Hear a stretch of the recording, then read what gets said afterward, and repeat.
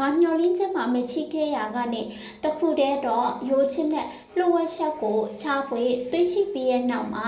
ရပ်ပေါင်း60အတွင်းဘဝတစ်ခုလုံးအပြည့်အပိုင်းပြောင်းလဲသွားခဲ့တဲ့အမျိုးသားတဦးရဲ့ထီးရမှန်ဇလံတွဲလေးလည်းဖြစ်ပါတယ်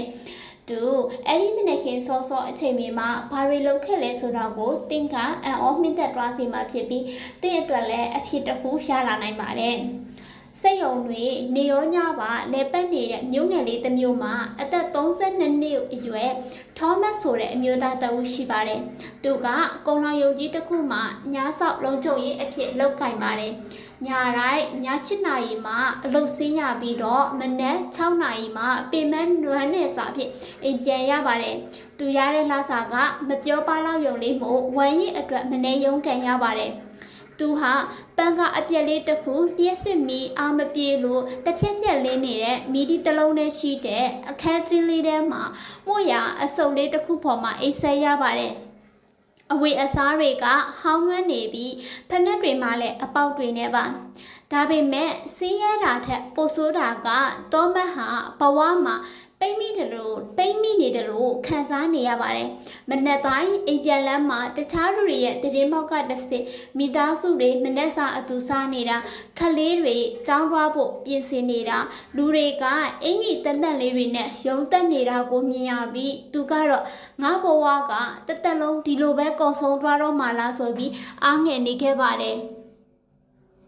သူ့ဘဝကိုပြောင်းလဲဖို့စ조사ခဲ့ပူပါတယ်။ပိုကောင်းတဲ့အလုပ်တွေခြောက်ခဲ့ပူပေမဲ့အထက်တန်းမဲ့အောင်ခဲ့တာမို့တရားတိုင်းကသူ့အတွက်ပိတ်ထားပါတယ်။ပညာရဲ့အသစ်တွေလေးလာခြင်းပေမဲ့ညာလုံးပေါင်းအလုံးလုံးပြီးချိန်မှာတော့အိတ်ဖို့ကလွဲလို့ဘာမှမလုပ်နိုင်အောင်ကိုပင်ပန်းနေပါတယ်။ကျေးလက်ရွာမှာချီတဲ့သူ့အမေကတပတ်တစ်ခါဖုံးဆက်ပြီးငါသားမင်းဘဝ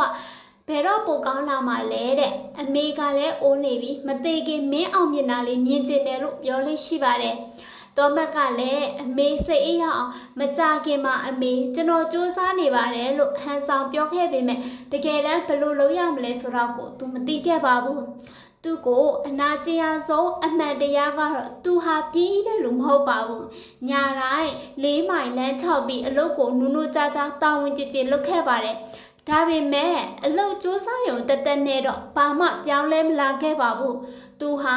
လမ်းဆုံးနေတဲ့ဘဝထဲမှာပဲအလုပ်စူးစမ်းနေခဲ့တာပါ။နေတိုင်းမနက်9နာရီမှအိပ်ရဝင်ပြီးညနေ4နာရီမှနိုးလာတဲ့အခါဘဝကိုပြောင်းပြန်ချင်တန်နေရလို့ခံစားရပြီးတခြားနီးလဲချိရမယ်။ဘာဖြစ်မလဲဆိုတဲ့အတွေးကသူ့ခေါင်းထဲမှာအမြဲရောက်နေခဲ့တာပါ။နိုဝင်ဘာလရဲ့အေးစိတ်နဲ့အင်္ဂါနေ့မနက်ခင်းတစ်ခုမှာအလုပ်ကနေအပြန်ဖုံးလာပါတယ်။သူ့အမေနှလုံးရက်ပြီးဆေးရုံတင်လိုက်ရတဲ့တဲ့မှာသူ့တငယ်ချင်းပဲရွာကဆေးကန်းလေးကို3နာရီကြာပတ်စကားစီးပြီးပြန်ခဲ့ရပါတယ်။သူ့အမေကမောပန်းရွက်နေပြီးစိတ်ဖိစီးမှုများလို့တတိလစ်လဲကျသွားတာဖြစ်ပြီးသူတို့မတက်နိုင်တဲ့ဆေးဝါးနဲ့အာဟာရတွေလိုအပ်နေခဲ့ပါတယ်။အမေဖြစ်သူကသူ့လက်ကိုဆွဲပြီးငါသားအမေလိုဘဝလိုအလဟတ်တက်မဖြုံးတီးဖြစ်ပါနဲ့ဘဝကိုပြောင်းလဲနိုင်မဲ့လမ်းစာကိုရှာပါအမေကိုဂတိပေးပါလို့တောင်းဆိုခဲ့ပါတယ်အမေအိပ်ပျော်သွားပြီးတဲ့နောက်တောမတ်ဟာအမေရဲ့ရုန်းကန်ခဲ့ရတဲ့လက်အစုံကိုကြည့်ပြီးဝမ်းနဲ့စိတ်ထက်မိမိကိုမစွမ်းဆောင်နိုင်ခဲ့တဲ့အပေါ်ဒေါရထွက်လာပါတယ်သူစိတ်ကအပြင်ဘက်မနက်9နာရီရဲ့အမှောင်တူတဲ့ထွက်လာခဲ့ပြီးလက်ဆက်တဲ့မနက်ခင်းလေကိုရှူချရင်ဒီလိုဘဝမျိုးနဲ့နောက်ထပ်မနေတော့ဘူးဘာပဲပေးရငါလန်းစားရှာမယ်လို့ဆုံးဖြတ်ချက်ချလိုက်ပါတယ်မြို့ကိုအပြန်ဘတ်စကားပေါ်မှာတောမတ်ဟာအသက်50အရွယ်အောင်မြင်တဲ့စီးပွားရေးလုပ်ငန်းရှင်မစ္စတာချန်နဲ့တွေ့ဆုံခဲ့ပါတယ်မစ္စတာချန်ကမနက်စောစောဘတ်စကားစီးပြီးတန်ပြန်နဲ့စာဖတ်နေတာကိုမြင်တော့တောမတ်ကအန်အော်တကြီးနဲ့သွားမေးပါတယ်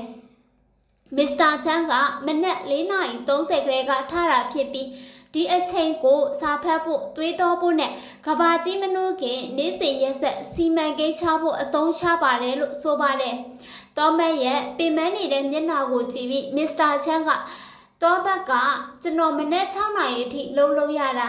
အိတ်ချိန်လိုတယ်လို့ပြောတော့မစ္စတာချန်ကဒါဆိုအိတ်ချိန်ကိုပြောင်းလိုက်ပေါ့တဲ့မနေ့6:30အိပ်ပြီးတော့7:00နာရီခွဲမှနိုးတဲ့9:00နာရီဆိုတာအသက်ရှင်ဖို့လုံလောက်ပါတယ် ပြီးရင်ကဘာကြီးနိုးနေတဲ့အချိန်မှာမင်းရဲ့ဘဝအစစ်အမှန်ကိုရှင်သန်ပါလို့လမ်းညွှန်ပြီးသူ့ရဲ့ဖုန်းနံပါတ်ကိုပေးခဲ့ပါတယ်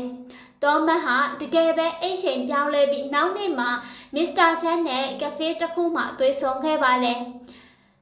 မစ္စတာချန်ကသူ့ကိုစာအုပ်တအုပ်ပေါ်မှာအိမ်ပုံလေးတစ်ပုံဆွဲပြပြီးအခြေခံအုံမြင့်အကြောင်းရှင်းပြပါတယ်။နေတိုင်းမနက်စောစော2နာရီကိုအကျိုးရှိသုံးပါတယ်။တစ်ပတ်ကို14နာရီတစ်လမှာနာရီ60တစ်နှစ်မှာ930နာရီဒါဟာတခြားလူတွေဖြုံးတိပြစ်တဲ့အချိန်တွေတဲကနေတင့်အတွက်3လစာအချိန်ပိုရရှိလာတာနဲ့အတူတူပါပဲမနက်ခင်း2နာရီစနစ်ပထမတနာရီကမနက်9နာရီကနေ6နာရီအရေးအချင်းတိဆောက်ပါဖုံးပုတ်ခြင်း TV ကြည့်ခြင်းလုံးဝမလုပ်ရပါဘူးမိမိရဲ့ဝင်ငွေကိုတိုးတက်စေမဲ့ပညာရေးတစ်ခုခုကို YouTube ဒါမှမဟုတ် online ကနေအခမဲ့လေ့လာလို့ရပါတယ်ဒုတိယတနာရီကတော့မနက်6နာရီကနေ9နာရီဖြစ်ပါတယ်ခန္ဓာကိုယ်နဲ့စိတ်ဓာတ်ကိုတိဆောက်ပါမိနစ်30လေ့ကျင့်ခန်းလုပ်ပါလမ်း6ပါကျန်းမာတဲ့မိနစ်30မှာစာပတ်ပါတနေ့တာကိုစီမံကိန်းချပါလိုင်းနာအမေစီကံ3ချက်က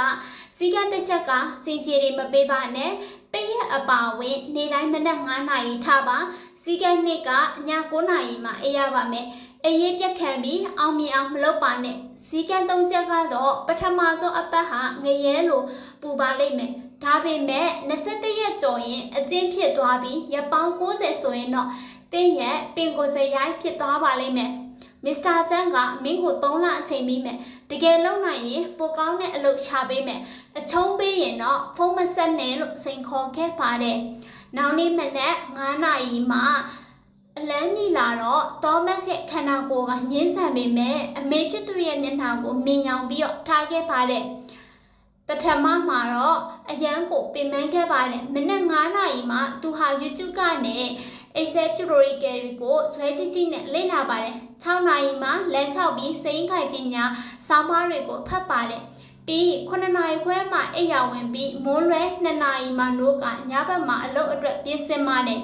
ရပောင်း20ခန့်မှာသူခန္ဓာကိုယ်ကအသားကျသွားပါပြီ။ Excel ပုံတင်နေတဲ့စည်ရင်းအင်းတွေကိုနားလည်က online လက်မှတ်ပါရရှိခဲ့ပါတယ်။ဒုတိယလကုန်မှာ online သင်တန်း3ခုပြီးသွားပါပြီ။လမ်း6လို့ဝေးကြတာပုံမကျမ်းမာလာပြီးတော့ယုံကြည်မှုရှိလာပါတယ်။တတိယလမှာတော့သူတကယ်မြောက်ထားတဲ့ Excel ပညာနဲ့ကုံလောင်ရုံရဲ့စည်ရင်းအင်းinventory account နဲ့ယာရုစနစ်ကိုရရှိတွားခဲ့ပါတယ်။ရပောင်း68ရက်မြောက်နေ့မှာတော့မန်နေဂျာကသူ့ကိုခေါ်တွေ့ပြီးငါတို့စည်ရင်းခိုင်ဌာနတိုးရှဲဖို့ရှိတယ်။မင်းကကိုတော်အလုပ်လေးတည်တယ်။စည်ရင်းနဲ့တက်တော့ဒီအလုပ်ကမင်းအတွက်ပဲနေဆိုင်လုပ်ရမှာဖြစ်ပြီးလစာကအရင်ထက်2ဆရမယ်လို့ယာရုတိုးပေးလိုက်ပါတယ်။သောမတ်ကမစ္စတာချန်ကိုဖုန်းဆက်ပြီးဝမ်းသာအားရတင်ပို့ခဲ့ပါတယ်မစ္စတာချန်ကလည်းဂုံယူကြောင်းနဲ့မနက်9နာရီထားတာကိုမရက်လိုက်နဲ့ဒါဟာမင်းရဲ့ဘဝဖြစ်သွားပြီလို့ပြောခဲ့ပါတယ်တနေ့အကြာမှာတော့သောမတ်ဟာကုမ္ပဏီရဲ့အဓိကစည်ရင်းကိုင်ကြီးဖြစ်လာပြီးအမေဖြစ်သူကိုမျိုးပေါ်ခေါ်ကကောင်းမွန်စွာထားနိုင်ခဲ့ပါတယ်လောက်ဖို့ကိုင်ဘက်တွေကအောင်မြင်နေပြီပဲဘာလို့စောစောထားနေနေတယ်လို့မင်းရင်သူကအောင်မြင်မှုဆိုတာပန်းနိုင်တစ်ခုမဟုတ်ပါဘူးနေ့စဉ်ပြုလုပ်ရမယ်အလေးအကျင့်တစ်ခုပါပဲငါရဲ့အလေးအကျင့်ကတော့မနက်9နာရီမှစတယ်လို့ဖြေလေးရှိပါတယ်တောမတ်ရဲ့ဇလန်ဟာတင်းဘဝလည်းပြောင်းလဲနိုင်တယ်ဆိုတာကိုသက်သေပြနေပါတယ်မင်းနဲ့မင်းဖြစ်ချင်တဲ့ဘဝအကြကခြားနာချက်ဟာပါရမီတို့မဟုတ်ကံတရားကြောင့်မဟုတ်ပါဘူးတခြားလူတွေအိပ်ပျော်နေတဲ့မနက်9နာရီကနေ9နာရီကြာအချိန်ကိုမင်းဘယ်လိုအသုံးချလဲဆိုတာပေါ်မှာပဲမူတည်ပါတယ်အဲ့ဒီအချိန်မှာဖုန်း notification တွေအနှောက်အယှက်တွေမရှိဘဲစိတ်အလန်းဆန်းဆုံးအချိန်လည်းဖြစ်ပါတယ်ဒီညအလန်းကိုမနက်9နာရီတိမှာပေးပါဖုန်းကိုအိတ်ဟာနဲ့ဝေးရမှာထားပါနံပါတ်1အနေနဲ့ပထမဆုံးတနာရီမှာဘာတိဆောက်မလဲဆိုတာကိုရွေးချယ်ပြီးရက်90တိခတိတိပါအဆင့်3အနေနဲ့ည9နာရီအချိန်ကိုထိန်းသိမ်းပါညဖက်မှာ Netflix TV ကြည့်တာဖုန်းပေါ်တာတွေကိုဖျက်ပစ်ပါဒီဗီဒီယိုကိုကြည့်နေရတဲ့သင်ဟာတော့မတ်ထက်အခွင့်အရေးပိုရှိပါတယ် တင်မှာအင်တာနက်ရှိတဲ့အခွင့်အရေးရှိတဲ့မနေ့ပြန်မနေ့9နာရီမှာအလန်းမြင်လာတဲ့အခါမင်းစတင်ပြီးတော့9နှစ်ကြာမှဘာလို့ငါဘဝမပြောင်းလဲသေးလဲလို့တွေးနေမလားဒါမှမဟုတ်အိဟာကထားပြီးဘဝတစ်ကိုတည်ဆောက်မလားတကယ်ပြောင်းလဲဖို့အစဉ်တည်းဖြစ်တယ်ဆိုရင်လိုင်းနေပြီးတော့မနေ့ပြန်ပထမဆုံးတနာရီမှာဘာလေးလာမလဲဆိုတာကို comment မှာချန်ထားခဲ့ပေးပါဘဝကိုပြောင်းလဲခြင်းပေမဲ့အလုံးမလုံးတဲ့တငယ်ချင်းတွေစီကိုဗီဒီယိုလေးကိုမျှဝေပြီး channel ကိုလည်း subscribe လုပ်ပေးပါတင်းရဲ့အနာဂတ်ဘဝဟာအဲ့ဒီ no set ရဲ့ fashion မှာစောင့်ကြိုနေပြီးမနေ့ပြန်မနေ့9နာရီမှာတင်လို့မလားကျွန်တော်လည်းပဲလက်ရှိဂျပန်ဆောင်တင်နေတဲ့နေရာဖြစ်တဲ့အတွက်ကြောင့်မလို့9လပိုင်း JMPT ဆောင်ပွဲရှိပါတယ်အဲ့ဒီအတွက်တလ challenge အနေနဲ့လည်းကျွန်တော်ကိုယ်တိုင်လည်းဒီနေ့အတိုင်း challenge ကို join ချင်ပါတယ်အားလုံးပဲကျွန်တော်ရဲ့အတူဝင် join ပေးဖို့အတွက်ဖိတ်ခေါ်ပါတယ်ရှင်